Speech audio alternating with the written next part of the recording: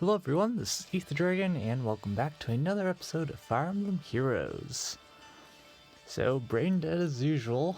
Last match of the season, we're going to be doing a double match here. So let's get the team set up here, and let's see what we get. It's, before we go in I guess, it's do or die. We're clinched tier 26, so worst case scenario, I get what I usually get every week during light season. So not a big deal. If I get tier 27, that's cool. But yeah, just the usual meme challenge, except legendary Julia's in the mix as bonus. So yep, we're up against a tier 27 defense. I don't expect good results from this. Before even going in, I'm going to assume there's probably Bramamon down here, infantry pulse team maybe. Could also be a mixed team. We'll see what we get here. And we see it's a mixed team. Interesting. I feel like in that sense then we have a chance of winning, but very nice setup. I do like this setup, because unfortunately we can't flex against this Panic Manor, because we're running Legendary Julia over air for bonus. So of course the big thing is range, and so Lethe is just going to hit like a Trek and has Hardy Bearing. So we're going to have a lot of issues in that respect. And of course Sothos is bonus, so Nino basically never one-shots her, which is always a problem. So yeah, pretty solid team, I would say, for sure. Definitely non-trivial for my team here. It's more non-trivial in the sense that we kind of have to go in player phase, but there's so many issues with that. First, there's the heavy trap here, which, I'm gonna be honest with you, I think it's fake. I feel like this one's probably the smarter play to be real. Of course, they could be gambling with that, but I do assume this is probably real, because these two folks never get to town if stuff like that happens. This is dull close, so Naysala just immediately dies to Nino, assuming we have proper buffs on Nino. Bright Shrine and Dark Shrine exist, and there's a Sabo attack, pretty strong with 54 res, pretty low attack as well. But in theory, if Nino is debuffed and we don't max buff, she would still attack us, but which isn't as relevant, honestly. We could alternatively, there's a lot of issues, like this bait here never works. We always see, I don't think Naysala ever attacks, but like regardless, we're gonna see Lethe rally, race and dance, and then we get attacked with this. So she's hitting like a Trek against Nino. Any Field Blast? Yes, there's Hone Beast as well. So maybe the strat might, very, very difficult here. I'm thinking maybe the strat is to one-shot her with Julia. Seems possible. Let's see, actually. Excuse me. 50. What is there? Chill attack here? There isn't. So Nino gets hit by Bright Shrine, I think. 106 versus 106. Never mind. Alright, we're gonna assume she's debuffed by 6 then. So then 66. 72. Wait. Yeah, 78. So 78. Actually, no. 72. I think it's 72 without Kaden. If I'm not mistaken. So what is that? 84? No, that's 86. Which is barely enough. That's barely enough. Yikes. Actually, no, there's Distant Guard. So we are short by a bit, so we would need Kaden. Okay. An alternative. If we dual bait. Oh, this just sounds like a garbage idea, man. If we dual bait here, Yoon just hits Nino way too hard here. Like, we could one-shot that. That's not the problem, though. The problem is getting the double kill in, which is not very good here. Because, you know, we're going to be debuffed. Yoon's going to have 68 attack with Ruptured Sky. It's not going to end very well. It's just like an outright one-round KO, even without Ruptured Sky when we're not buffed, so that's pretty yikes. Yeah, this is going to be a long video. I might put like a timestamp in the description. So, or, you know what? I'll just pause the video straight up and just think about it. This is a very hard matchup. Alright, so we got a plan. Plan is to just murder Lethe. There's no turn window here because she's outside bolt tire range. The whole idea is we're just gonna go straight up face, just double her straight up. So, just for all the debuff purposes, we're assuming we get hit by Sabo attack because why not? So that would be at best. So Nino will have 86 and then minus 779. Kaden, wait, no, there's low attack defense. I gotta check that actually. So that would be plus 13. So 61, 70, 73 at best with Peony. 73 is 59, so that is a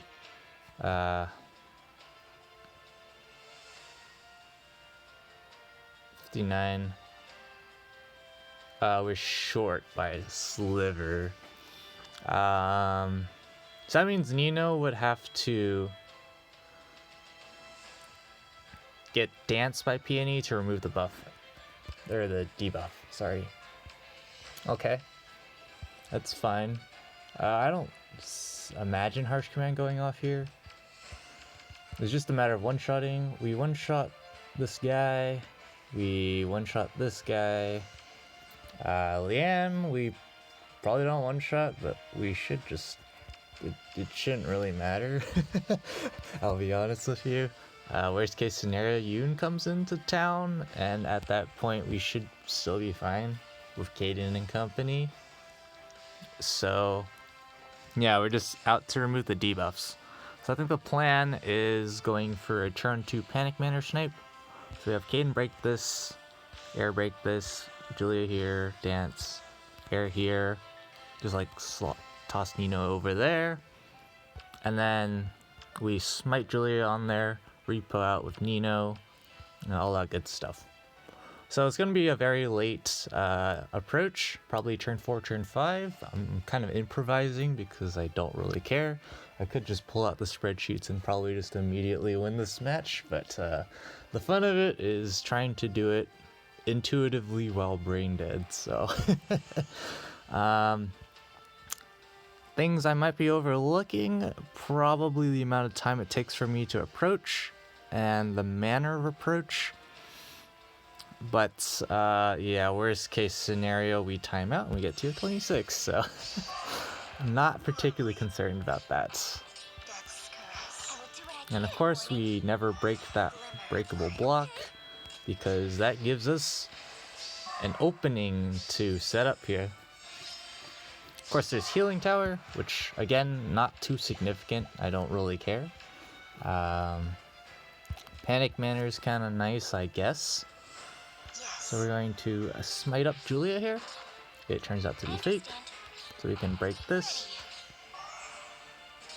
And then we repo Nino? I think we repo Nino. And then we can put Kaden here? Question mark? Sure, that's fine. Alright, so now it's just a matter of setting up properly. So, no relevant wings I don't see here.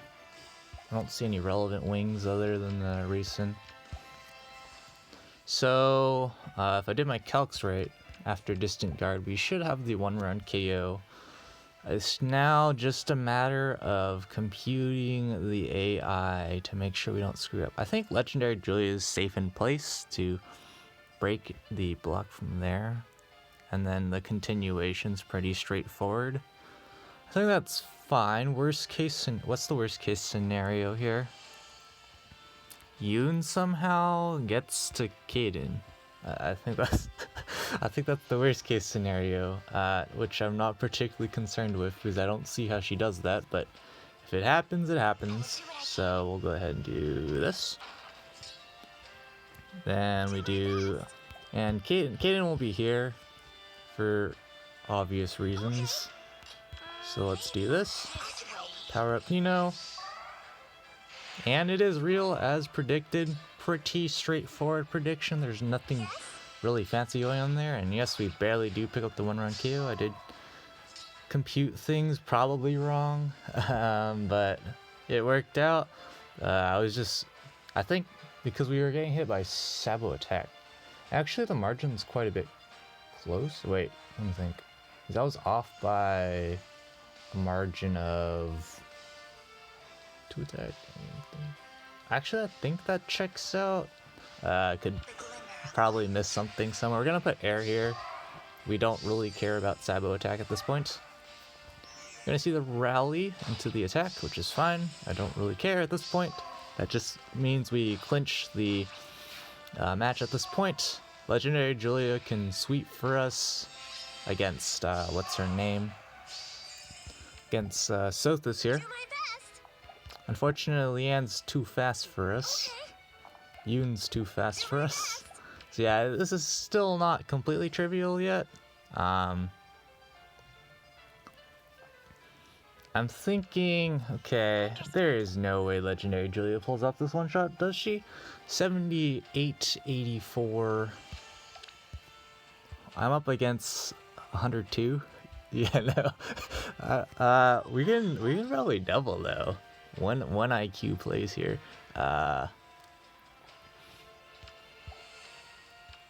That's probably the 1 IQ play, and then how we beat Yoon is totally trivial and left as an exercise for the reader, Kappa.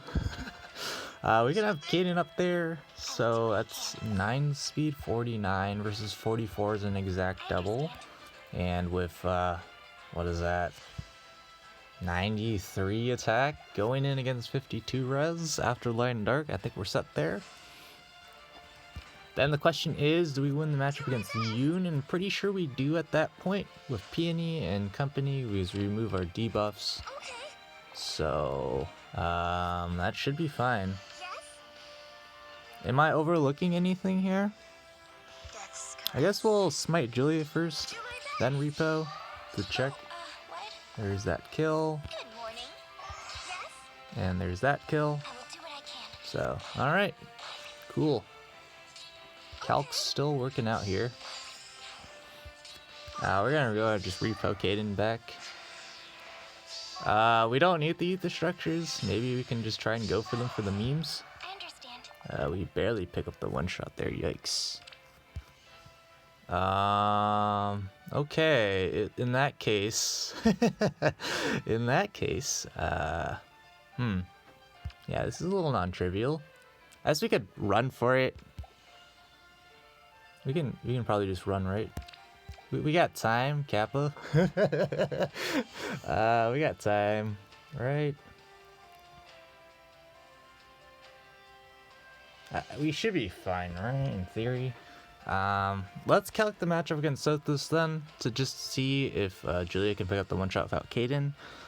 So we need to hit 94, which is, oh gosh, I'm so brain dead.